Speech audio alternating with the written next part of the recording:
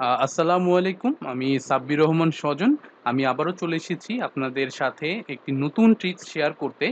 আশা করছি আজকের পর থেকে আপনারা ইন্টারনেট ব্রাউজিং আরো বেশি ফাস্ট হয়ে যাবেন এবং আরো নতুন কিছু ফ্লেভার আপনাদের যুক্ত হবে আপনাদের ব্রাউজিং এ। তো আমি শুরু করছি। আমি বেশি ইন্ট্রোতে যাই না। আমি সরাসরি শুরু করছি। আমরা যে বিষয়টি নিয়ে আলোচনা করব সেটা হচ্ছে বুকমার্ক।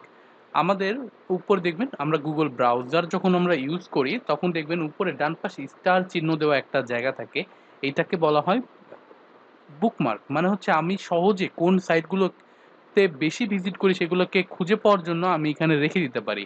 সাপোজ আপনি ধরেন আপনি Facebook, YouTube, Instagram, Twitter এগুলা বেশি ব্যবহার করেন এবং সেক্ষেত্রে আপনারা যে কাজটি করেন ব্রাউজারে যাই, আমি যদি Facebook সার্চ করতে চাই, এখানে আমি Facebook এভাবে লিখি তারপরে আমার ফেসবুকটা চলে আসে বা Twitter লিখি চলে আসে। কিন্তু সেম কাজটা আমি আরেকটু স্মার্ট ওয়েতে করতে পারি। সেটা আমি এখন আপনাদেরকে দেখিয়ে দিচ্ছি। দেখেন, আমি যখন ১ম এই শুরুতে আমার নতুন ব্রাউজারে এসেছি, আমি আপনাদের জন্য নতুন একটি ব্রাউজার ক্রিয়েট করেছি। এই ব্রাউজারে আসার পরে আমি যেই জিনিসটা করলাম, দেখেন আমাদের উপরে কোনো কিছু নেই। আ এই যে আমাদের URL এর পরে এই পোরশনে আমার কোনো কিছুই নেই। তো ন্যাচারালি আপনারা যখন ভিজিট করবেন তখন দেখবেন যে এখানে আমাদের একটা বার থাকে। বারের ভিতরে আমাদের কিছু সেভ করা জিনিস থাকে। Google, Twitter। তো মানে অনেকেই এভাবে সাজিয়ে রাখে। তো আপনিও কিভাবে সাজিয়ে রাখতে পারেন সেটা আমি দেখাচ্ছি। ১ম এ যে কাজটি করবেন সেটা হচ্ছে একদম ডান পাশে উপরে ৩ টা ডট দেওয়া যে জায়গাটি আছে এখানে ক্লিক করবেন। এখান থেকে এসে নিচে আমরা আসবো সেটিংস এ। সেটিংসে আসার পরে আমি এখান থেকে সার্চ দিচ্ছি বুকমার্ক। দেখেন এখানে বুকমার্ক সেটিং এখানে চলে আসছে।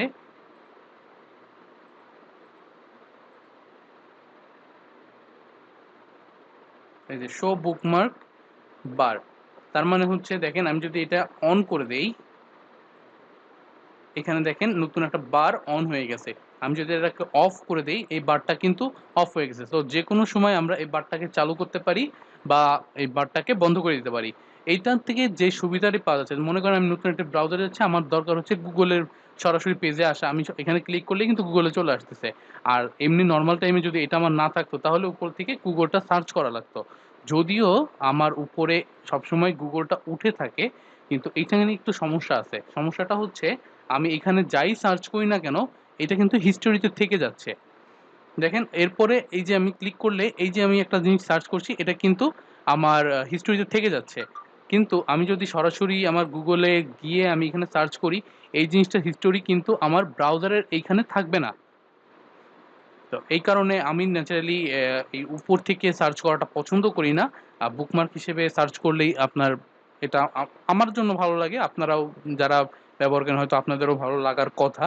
তো এখন দেখাই কিভাবে বুকমার্ক গুলো আমরা এড করতে পারি। সাপোজ আমি একজন রেগুলার Facebook ইউজার। আমি অ্যাজ এ ওয়েব ডেভেলপার এবং ডিজিটাল মার্কেটিং এর কিছু কাজ করছি।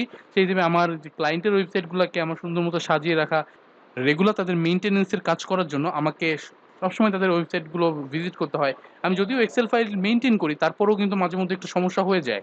এইজন্য আমি যে কাজটা করি বুকমার্ক অপশনটা অন করে রাখি। সাপোজ আমি ভিজিট করি হচ্ছে Facebook এ সবথেকে বেশি। Facebook ক্লিক করলাম। ক্লিক করার পরে দেখেন আমি Facebook এ যাচ্ছি। যাওয়ার পরে আমি এই যে ডান পাশে যে বুকমার্ক অপশনটা, এই যে এখানে স্টার যে চিহ্নটা, এই স্টার চিহ্নটাতে আমি একটা ক্লিক দিলাম এবং এই যে নেম, এই নেমের জায়গায় আমি অবশ্যই শর্ট নেম দেবো। এখানে বেশি বড় নেম দিব না। আমি এখানে দিচ্ছি Facebook দিয়ে আমি ডান করে দিচ্ছি। দেখেন এই ফেসবুকটা কিন্তু আমার এখানে এড হয়ে গেছে। আবার আমি চাচ্ছি LinkedIn এড করতে। হ্যাঁ? LinkedIn টা এড করে রাখতে চাচ্ছি। LinkedIn টা ক্লিক করলাম। এখানে বুকমার্কে এসে আমি আবারও এখানে LinkedIn টা এড করে দিলাম। আমি আরো চাচ্ছি YouTube। তো দেখা যাচ্ছে যে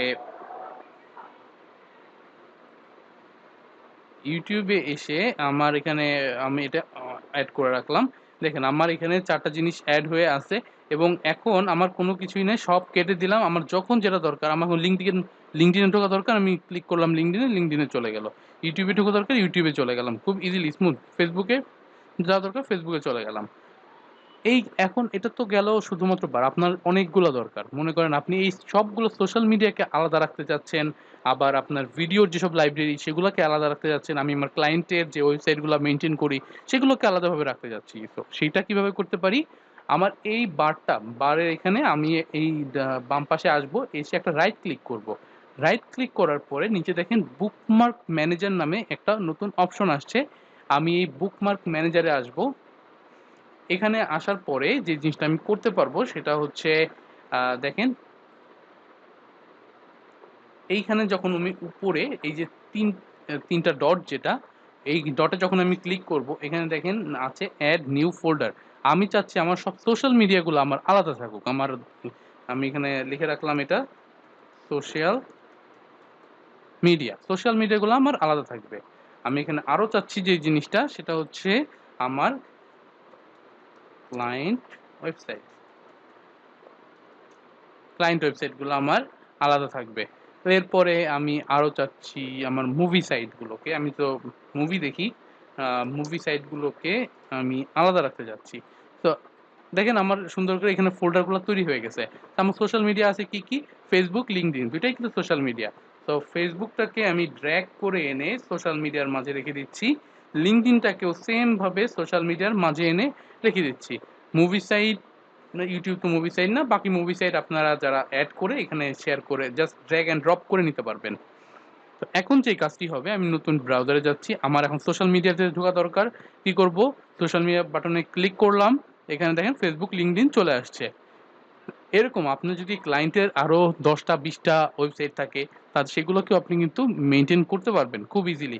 ইভেন আরেকটা কাজ করা যায়, সেটা হচ্ছে সাপোজ এই যে আমি এখন ক্লায়েন্ট ওয়েবসাইটের ভিতরে আমি একটা কাজ করলাম, আমার ওয়ার্ক নামে একটা ফোল্ডার বানাইলাম। ওয়ার্ক নামে একটা ফোল্ডার বানালাম এবং ওয়ার্ক ফোল্ডারের ভিতরে আমি রাখতেছি আমার ক্লায়েন্টের ওয়েবসাইটটাকে, দেখেন জাস্ট ড্র্যাগ করে এনে ওয়ার্কের উপর ছেড়ে দিচ্ছি। তাহলে এখন যে কাজটা হবে, আমি আমার ওয়ার্কের ভিতর যখন আমি ক্লিক করব, দেখেন এখন আমার ক্লায়েন্টের ওয়েবসাইটটা আসছে। এবং এর ভিতরে যখন আমি ক্লায়েন্টের ওয়েবসাইটের ভিতর যখন আমি আমার কোনো জিনিস রাখবো, যেমন আমি সাপোজ আমার এই যে আমি একটা গুগলটাকে রেখে দিচ্ছি আপাতত জাস্ট দেখানোর জন্য। এই যে ওয়ার্কের ভিতরে দেখেন যে ক্লায়েন্ট ওয়েবসাইট, তো জিনিসটা করো উপরে বুকমার্কে গুগল থেকে এসে এই যে ক্লায়েন্ট ওয়েবসাইটের ভিতরে আমি এটা রেখে দিব।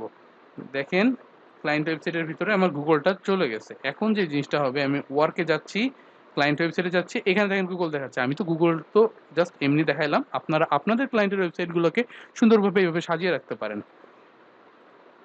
এইভাবে আমরা খুব সুন্দর করে বুকমার্ক অপশনটা যদি মেইনটেইন করি, আমাদের প্রতিনিয়ত যে ওয়েবসাইটগুলো ভিজিট করতে হয় সেগুলো খুব দ্রুত আমরা খুঁজে পাবো।